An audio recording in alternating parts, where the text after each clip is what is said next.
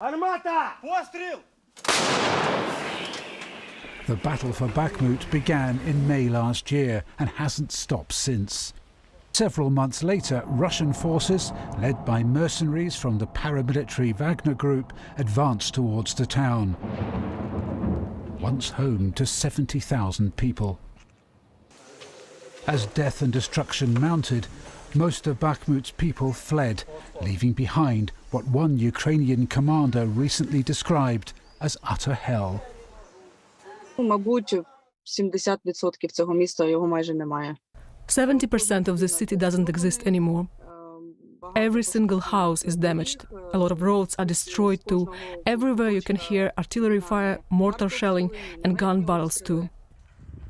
A few days ago, some civilians were taken to safety, but despite the horrors they faced, many others, tragically, wouldn't leave. Each time I tried to persuade them to leave the city, they refused. Many people just didn't want to go. 2 young men did agree to leave, but we came to collect them 30 minutes late. I'm not sure if that was artillery fire, but an explosion hit that building before we arrived. Both guys were killed, all because we were late. Only their grandmother alive. I saw emptiness in her eyes.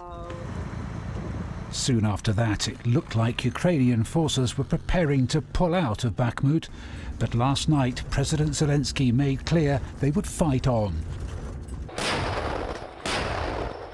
Despite mounting casualties, dwindling ammunition, and being almost surrounded by Russian troops. His decision seems to have widespread backing from Ukrainian forces fighting for the town. Ukrainian armed forces would be staying in Bakhmut as long as possible, so there is no sign that they would be withdrawn at any point. And I think, moreover, this gives Ukrainian forces in the area a very good chance for counteroffensive. Is it also of great symbolic value to Ukraine to keep hold of the town? Bakhmut itself became a symbol of Ukrainian resistance, like it used to be with Mariupol. And from this perspective, taking control of Bakhmut was some sort of idea fix for Vladimir Putin and his generals.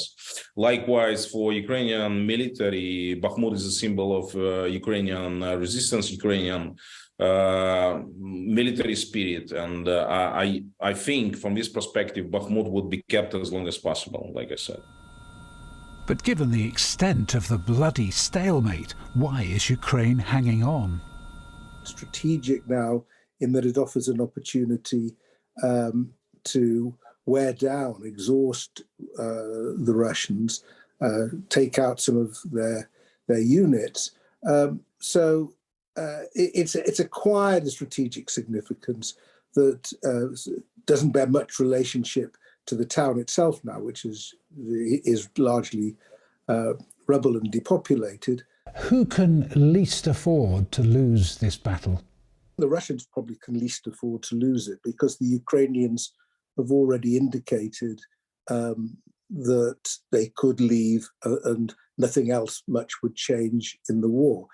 If the Russians can't even take this as at least one prize in what is supposed to be a renewed offensive, then that indicates that they're in real trouble. They need something. As with nearly all modern wars, civilians suffer the most, along with the volunteers who try to help them. I think when Ukraine wins, I probably won't be celebrating. I'll be crying. I will cry out all the terrible things I saw, all the tears that I stopped, all the people that we have lost, military, civilians, in Bakhmut and everywhere else. After such dreadful loss of life and utter destruction in Bakhmut, it'll be hard to call anyone a winner, whoever succeeds in securing this flattened town. But such thoughts seem unlikely to blunt Ukrainians' resolve as they fight on to keep hold of their country.